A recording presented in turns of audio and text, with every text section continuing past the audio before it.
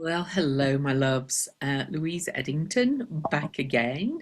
The Cosmic Owl, Wisdom Weaver, all those things, also known as Lumina. And I thought I'd bought my book here. Anyway, and my soon to be published book, Series in Astrology, CERES. I'm getting rave reviews. I hope you'll check it out. Signed copies are available for pre order, and they come also with a gift PDF about the series and her sisters, so Vesta, Juno, Pallas Athena, but also the pre-order general link will be available very soon, and the book is coming out on July the 13th. So either grab yourself a signed copy, look for the pre-order link when I finally get it. Honestly, self-publishing is a little bit of a journey. But when I've done it once, it'll be easier the next time for my next books. And Kindle is available, but you want it in hardback really for an astrology book. I have some on Kindle, but it's not quite the same.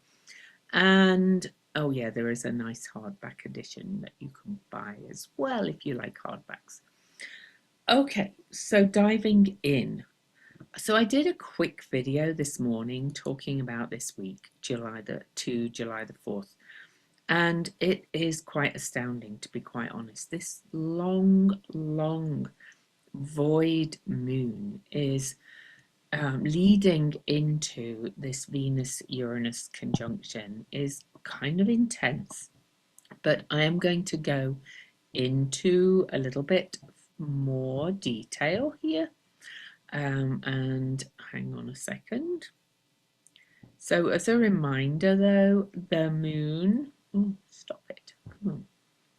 The moon will be void from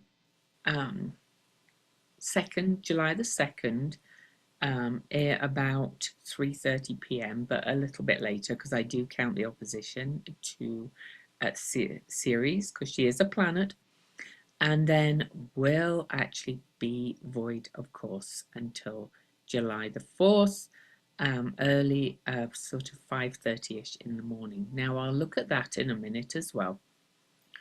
But really, I've got a lot to cover on this. I think it's worth spending time on this week and this Venus-Uranus conjunction and looking back at a few dates. But really, this is astro fireworks. Okay, but before I dive in, hit that subscribe button, maybe check the little bell so you don't miss any magic. And let's dive into this Venus-Uranus conjunction a little bit. And it's a degree that is steeped in cosmic intensity, rebellion, and deep feminine power. It's not your average transit at all. It's a star-seeded wake-up call. So we're going to look at the astrology. I'm going to go back a little bit, and then I'm going to look ahead a little bit to 2026 to something quite astounding. And so when I'll talk about the astrology, I'm going to look at the symbols for that degree as well. And don't forget to subscribe and join the Spiral Weave membership for bonus content. I'm recording this on June the 30th. The Spiral Weave membership is currently today $6.99, is going up to $9.99 a month tomorrow, July the 1st. So sorry if you don't listen to this till tomorrow, but anyway. So I'm going to look at the astrology. I'm going to talk about the anaretic degree a little bit, but I'm also going to talk about the Pleiades portal and the Weeping Sisters degree. But also I am going to pull I pulled a card, and I'm going to look at the Sabian and Chandra symbols. Okay, but expect chaos. This is a rupture, and this is huge. Venus does meet Uranus quite often, and we're going to look a little bit going back. But this period, this time is just this most amazing time that is steeped in huge change and all kinds of magic and myth and all those kind of things. And I've just realized there's something else I wanted to get up. So bear with me 1 second. Oh, I found it. There we go. So we'll bring in a couple of other things, all right, but not yet. Okay, so I'm going to share the chart. Still a little bit jet lagged, but that's all right. Feeling better by the hour. So this one is going to be quite chart heavy because I do want to look at degrees and have you remembering some numbers and degrees. But first, a little bit of a journey back. So Uranus first moved into the sign of Taurus in 2018. Uranus always spends about 7 years in a sign.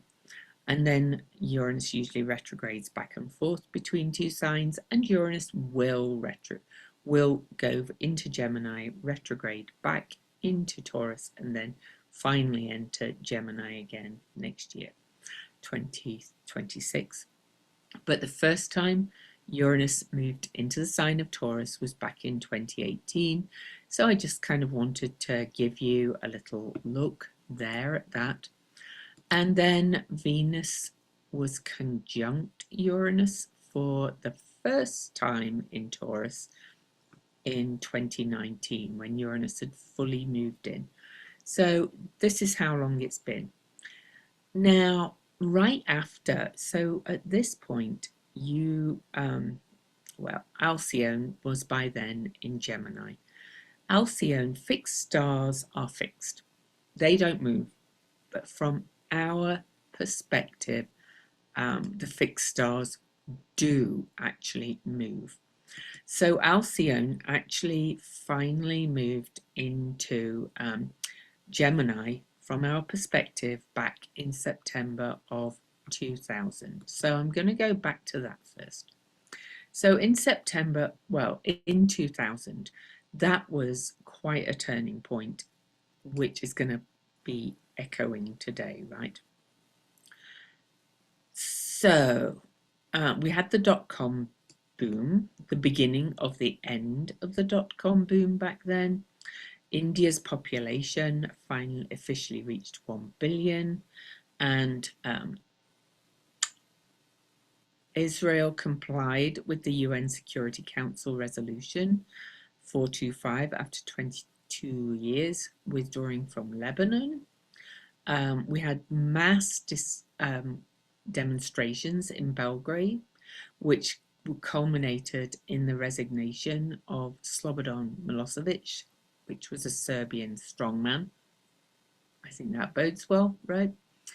And that was often called the bulldozer revolution. And then we had the controversial presidential election between George W. Bush and Al Gore that ended up with the Supreme Court settling the recount in Florida in George W. Bush's favor. Now that was when this fixed star moved from Taurus into Gemini, so way back in 2000. And I think that kind of seeded some of the change that we're going to see coming as Uranus and Venus and a couple of other things move from Taurus into Gemini in this amazingly big kind of shift that we're in. But fast forward, because I don't have time to go into all the detail. So you can see May 18th, 2019, Venus and Uranus met at 3 degrees. Then in 2020, they met at 4 degrees Taurus. Then in 2021, they met at 10 degrees of Taurus. Just to show you kind of how often it happens. In 2022, the two met at 16 Taurus. In 2023, Venus and Uranus met at 16 Taurus. Then last year, yes, it was last year, we had a whole big leap. So in May of 2024, May the 18th, Venus and Uranus met at this magical degree, and they met in a trine to Ceres in Capricorn.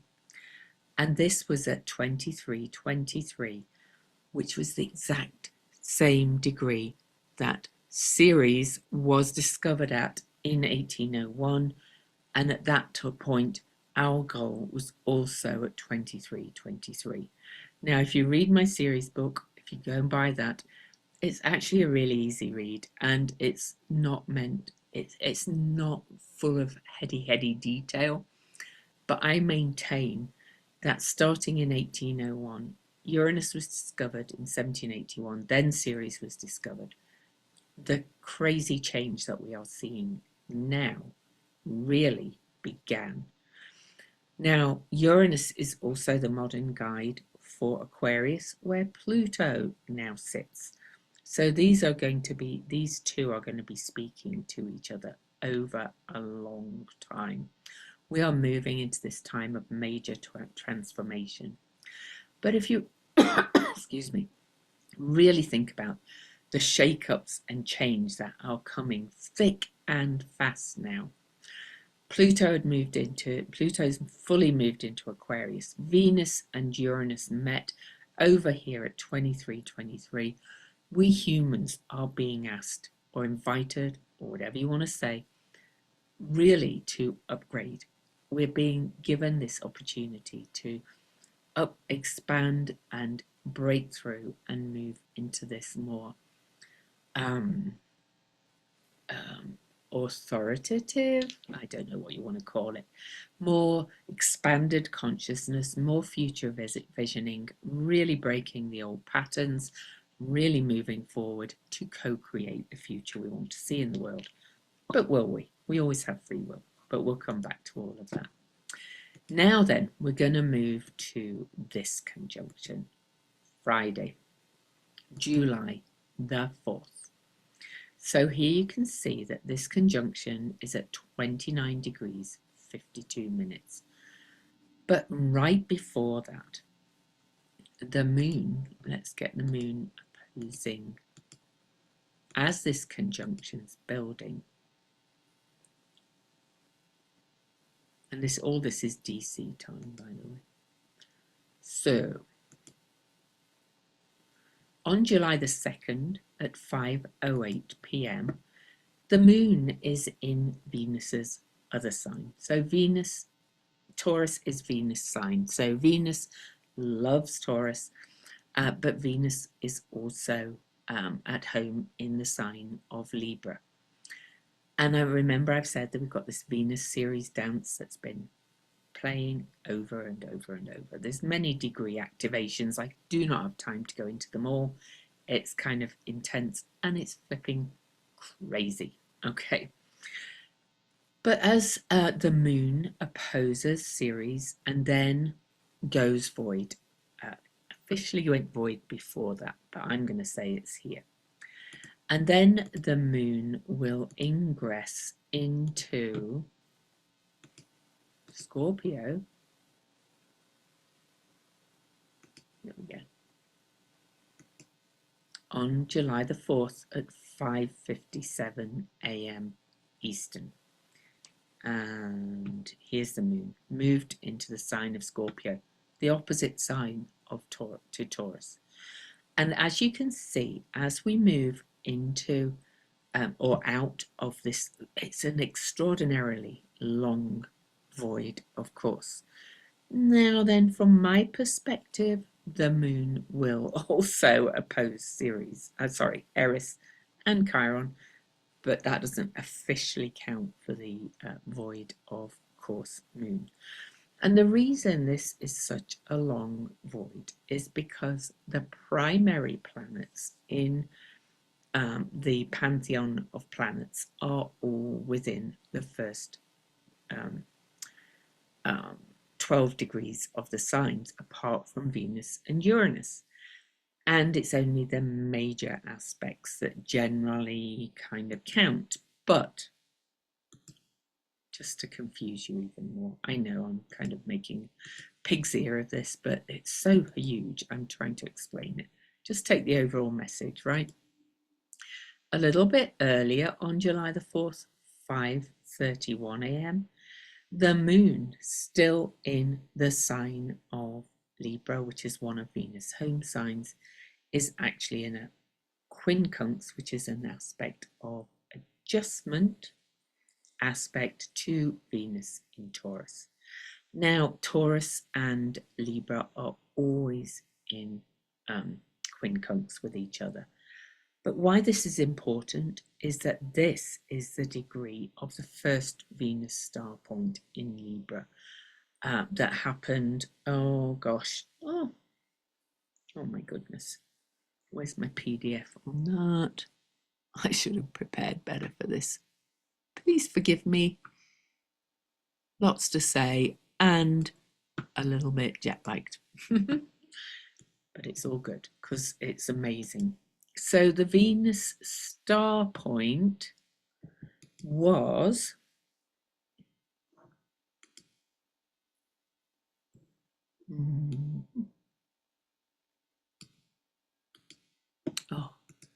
tell you what, I'm just going to actually download it again.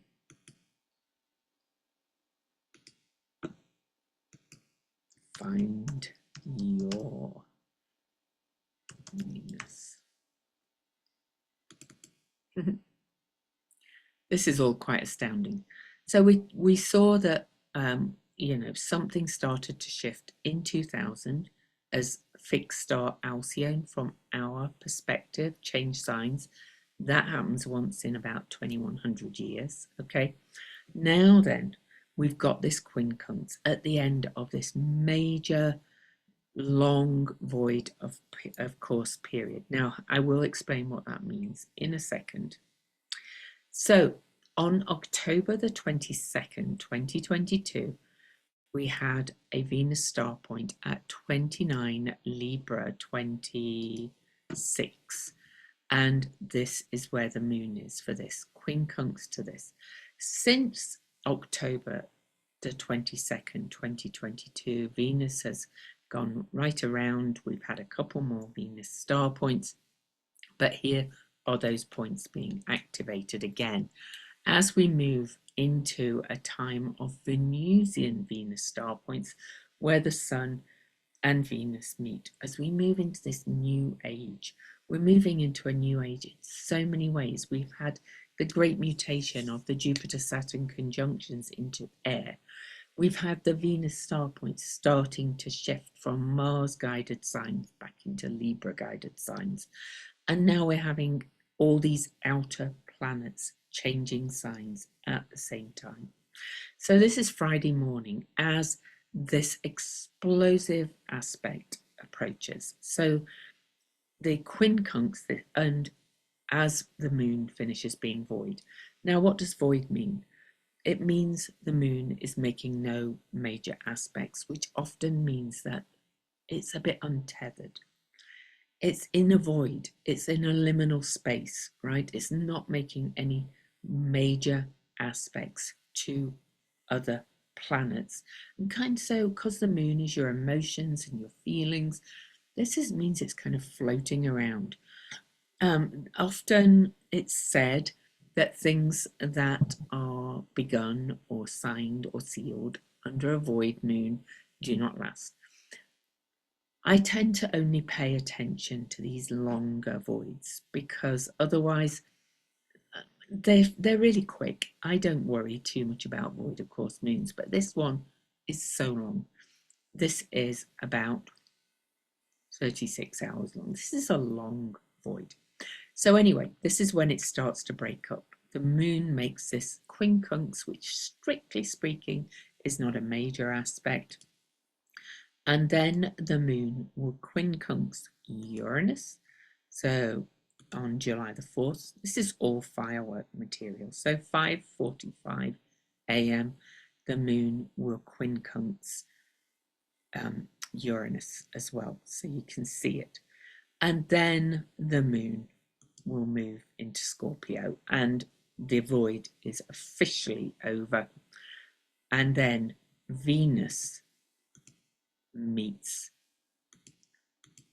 Uranus. So just to reiterate, this is a long, long void of course moon that is speaking to Venus and Uranus as the two meet, and they are all speaking to each other at the 29-degree mark, which is another kind of liminal threshold karmic space. Now then, this is at 29 degrees 52 minutes of Taurus, and this is in the Pleiades. So I want to read some notes about all of this. Then I'm going to try and really kind of give you some idea about where this might be going, but how we're going to revisit this again early next year. So, key themes really of this conjunction. This is a revolutionary jolt to the heart, meeting the final test of value and pleasure. Uranus in Taurus. Uranus did not like being in Taurus really. Taurus likes fixed things. It likes steadiness. It likes being rooted, and Uranus is anything but. And we've been quite a lot of chaos, right, for quite a few years, not just in the US, globally. But this is volatile magic as well. Okay, this anaretic degree. This degree, the 29-degree mark of Taurus, is said by many to be the worst degree in the zodiac. I don't like those words, but it is the most karmic and combustible point in the zodiac. You can expect sudden awakenings and breakdowns and breakthroughs in love, money, beauty, relationship to comfort, control, and the body. This is going to be like a physical jolt through the ethers. And it's at that 29-degree threshold degree moment and connected to the moon. So it's the emotions. So there could be some big like upsets and shocks, but of course not everybody will be impacted in the same way. Some will be breakthroughs, some may be breakdowns, but it's not easy, okay? And this Venus-Uranus fusion happens right at the gate of the Pleiades, the mythic seven sisters. This is a portal to ancestral memory, sacred sorrow, and galactic downloads of feminine reclamation. So I pulled the 10 of discs for this moment. Let me stop the share to look at that, and I can't wait to show you what happens next year. But also, here is the 10 of discs. Look at this. This is I Am Perspectives. I'm going to read you a couple of quotes. We are not going in circles, we are going upwards. The path is a spiral, and we have already climbed many steps, and that's Hermann Hesse.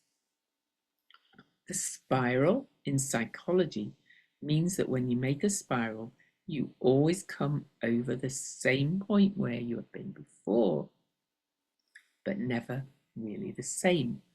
It is above or below, inside or outside, and so it means growth of some kind, and that's Jung. I want to read you more from this book, though. This is the Red Seeds Tarot. This card feels really important for this. This is the spiral of life. A solid ground has given you security and perhaps privilege. There is great satisfaction here, but you may have been ignoring your inner life. Look back and reflect upon your journey, the ups and downs, the progressions and regressions, your successes and failures, your love, joy and loss. Do any of your cycles occur and repeat over and over again? If so, such rhythms may be causing you continuous conflict. We can all benefit from changing our cycles into a spiral formation, which allows us to step up onto another level, not feel trapped that we are in the same place once again. Old patterns will be broken. Changes can be put into place, and we don't feel the stagnation anymore. We are all part of the natural world that rarely does straight lines, but is abundant with spirals that shape our DNA and our universe. Life is never a straight line or a circle. Life is a spiral, as is our DNA, as is how the galaxies and everything move. You can kind of see my spirals. Interesting AI image there, right, for this, because there are going to be some explosions and things, but whatever, we'll be fine.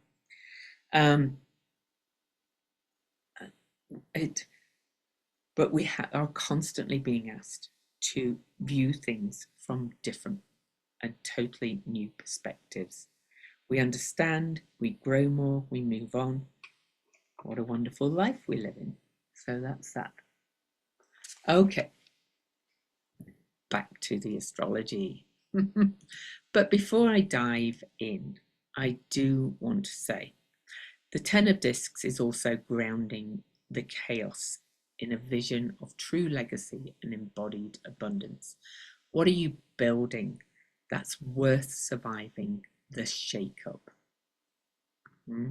What are you building? So key themes. Venus is love, beauty, values, pleasure, money, the feminine, the body. It's values. Did I say that? I did. Uranus is revolution, rupture, awakening, freedom, innovation. The moon is the people, but it's also our emotions. And remember, the moon and this conjunction are speaking to each other after a very weird and karmic liminal space before that conjunction. And then I'll show you what happens after the conjunction. So Uranus acts like a defibrillator. Whatever has gone numb gets jolted back to life or exploded to set you free. This will bring sudden endings, electrifying beginnings in love, money, worth, aesthetics, or even your face and body. So this is going to affect everybody differently, but this is huge. You know, this is a major, major collective and personal event.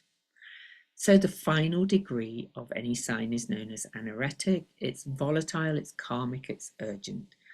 Taurus, 29 degrees, ultimate test of our attachment to comfort, control, beauty, routine, and what we think is safe. What's kept us stuck in place? Or maybe we weren't stuck, maybe we're enjoying it, but we're all going to be jolted in some way. And I always think of Taurus as very strong and rooted with the strong trunk of a tree, but it needs to be able to sway and move. Be like the tree and don't be rigid, okay, with this, because this is collective and personal breaking points. We can't cling to the old forms of security or pleasure anymore without cost at all. And a lot of this is going to be doing with climate change as well and how we live in community, and I'll come to that in a minute. But the Pleiades portal too. Venus and Uranus conjoin right by the Pleiades, the seven sisters. These stars have been linked to deep feminine wisdom, collective grief, mystical rebirth, and soul memories from other worlds. Alcyone, the central star, is said to transmit frequencies of emotional clearing and multi-dimensional awareness, often associated with sacred sorrow and the evolution of the female feminine principle. Now, ancient cultures saw this star cluster as the weavers of fate, memory, and mystery. A perfect metaphor for this moment of Venus as the rebel weaver. So what happens when the feminine principle meets the cosmic disruptor at this gate of karmic reckoning? This isn't just about personal relationship drama. This is about how we relate to the earth, the body, pleasure, food, abundance, our worth as sovereign creators and not commodities. Venus is waking up. She's shaking off the chains of patriarchal valuation and whispering, I'm not for sale. So expect breakthroughs in art, beauty, body image, pleasure narratives, and financial values. But also expect chaos. Venus-Uranus is not subtle. This is rupture for reclamation. This Venus-Uranus conjunction is like a divine lightning strike through the heart of the earth. But there's more. So I'll go back to showing my chart. So this is where we're at this July the 4th on the holiday of the USA. But yeah, there's more to say about that in a way, because that's the day Neptune stations retrograde as well. And it comes after this major void period. But let's look to the next Venus-Uranus conjunction. April 23rd. So this one, right? On July the 4th, 29 degrees, 52 minutes. Next year, Uranus will move into Gemini. Venus will as well, of course, but then we'll keep going. But Uranus will go retrograde back into Taurus, then station direct, 27 degrees, 27 minutes. 2727, that's the Bodhisattva number, by the way. But on April the 23rd, 2026, Venus and Uranus meet 1 minute away from July the 4th's conjunction. But that time, look at all of this. Everything is piled up over here. Pluto is about to be on the south node of the USA. Juno is on there. We've got hardly anything in this side of the chart, just some asteroids and minor planets. The moon is at 3 degrees Leo, which was the degree of the last Mars-Pluto opposition. But this, look at this, okay, 29. This incidentally is Electra, which is one of the Pleiades fixed stars as well. Electra, electricity, more electric, even more electric. But even more so, this is where Alcyone was, 29 degrees, way back in 2000, and way back through most of our lives. And now Alcyone is at 0, Gemini conjunct Sedna, which in 2024 moved into Gemini from Taurus after 11,406 years for the first time back in Gemini. This is huge collective shift. Don't get too wrapped up in all the detail. I promise you, this is just huge. And here we have another anaretic degree conjunction, just 1 minute from the one that's happening this year. And that's April the 23rd, 2026. And then right after that, Venus will move into Gemini.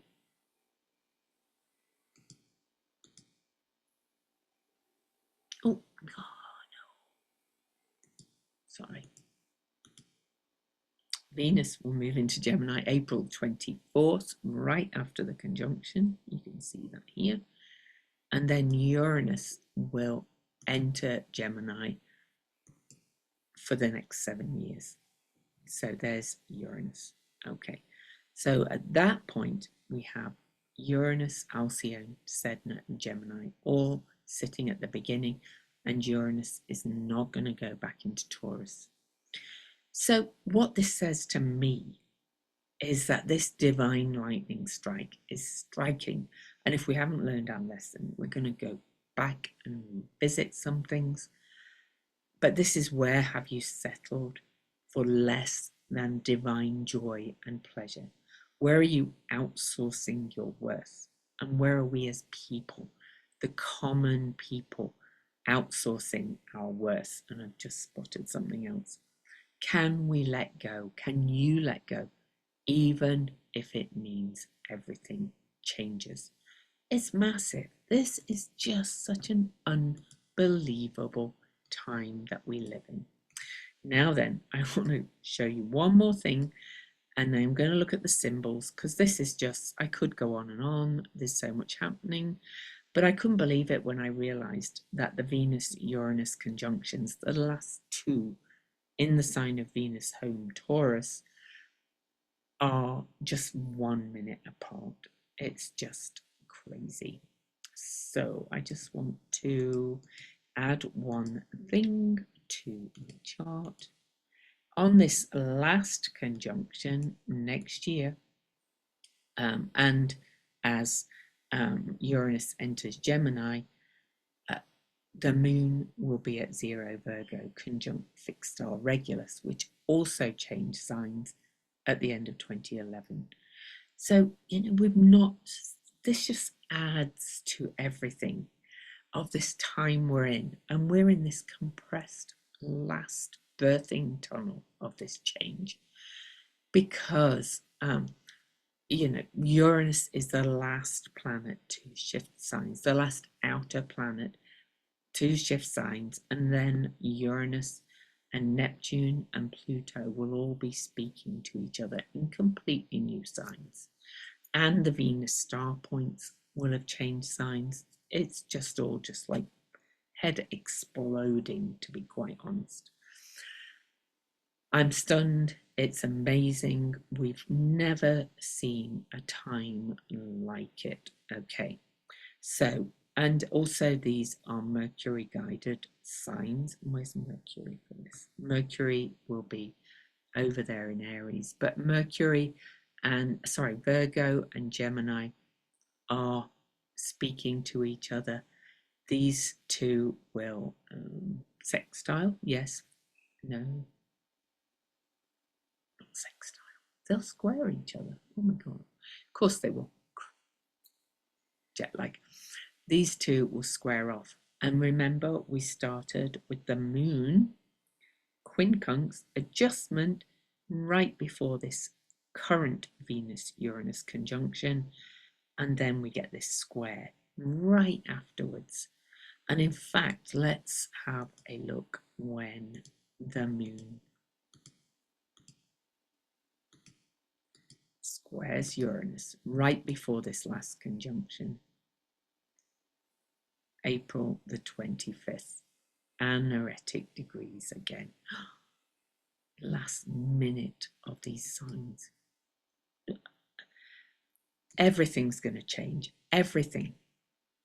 I've changed already. I don't know about you. My life's changed. I've changed. Everything's different.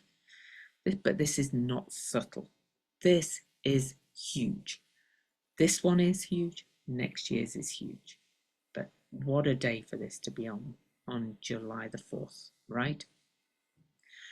So in summary, again, this Venus-Uranus conjunction is like a lightning strike through the heart of the earth. It asks, where have you settled for less than divine pleasure, joy, love, and value, sacred value? Where are you outsourcing your worth, what you value yourself? And can you let go, even if it means everything changes? Don't fear it. This is like electricity coursing through your veins, and it's coursing through everybody's veins. It's stormy. We're likely to have more storms, both metaphorically and literally. But, stand in this eye of the storm and let it swirl and let yourself spiral upwards in some way. So, symbols. But before I go on to the symbols, I would like to say, if this hits home or the heart like it does for me, be sure to subscribe to my channel, leave a comment and share it with your fellow star weavers. But if you want more magic like this, check out the Spiral Weave membership, where we go deeper into transits together in so many ways. And as I record this on June the 30th, 2025, you can still join today at $7 a month on Substack or $6.99 on YouTube. Couldn't get them the same because I set them up separately.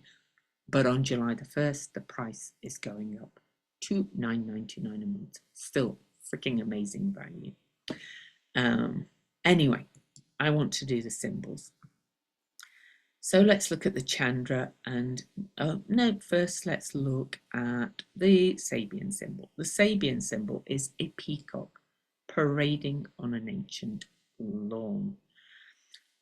This is a symbol of the proper dignification which can be given to superficial excellencies and of the momentary elevation of the individual beyond their capacity or worth as they are able to exhibit the various ideals of others in their own person. There is an insouciance of vulgar display that serves a purpose here, encouraging us humans to strive for outer ornament when they are as yet unquickened to inner or eternal values. And the key word is aloofness, but when positive, this degree is a special flair for dramatizing the heritage of the race or for capitalizing on the lessons of history in some special fashion.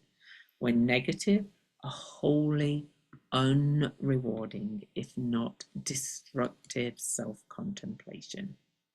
I also want to actually read you James Burgess' interpretation for this symbol because I like his.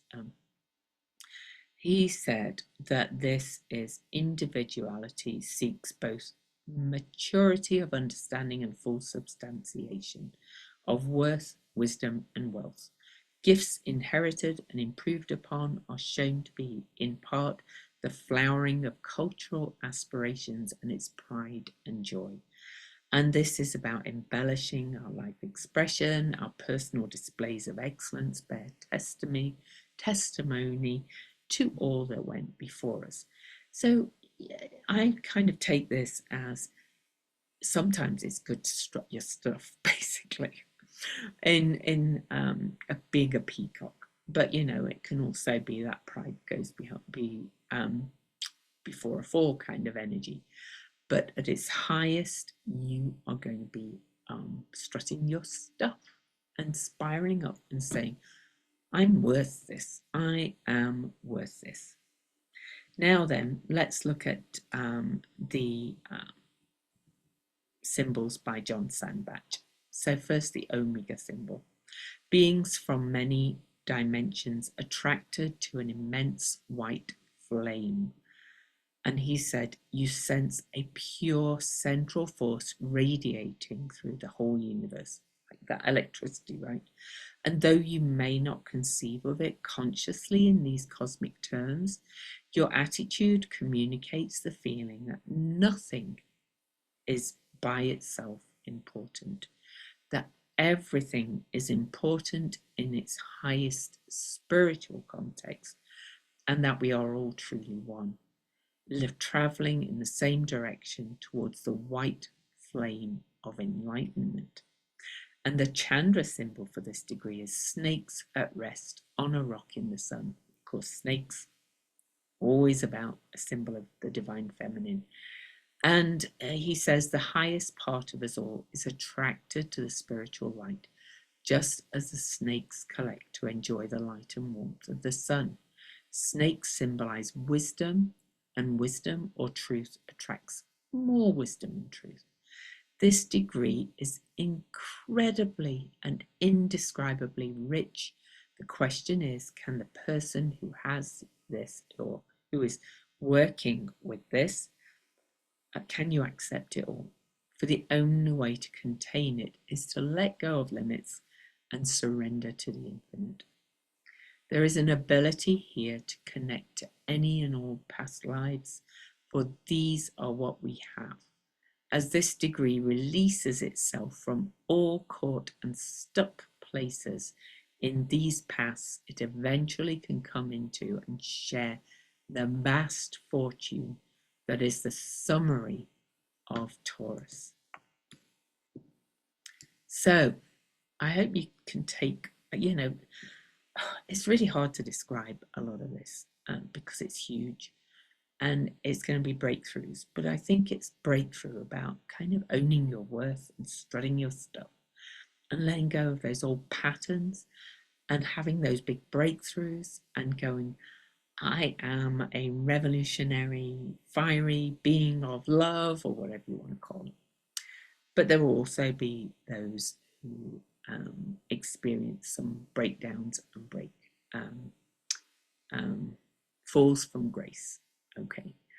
So, wow, it's just, honestly, it's astounding. I cannot just it's just so much. Okay.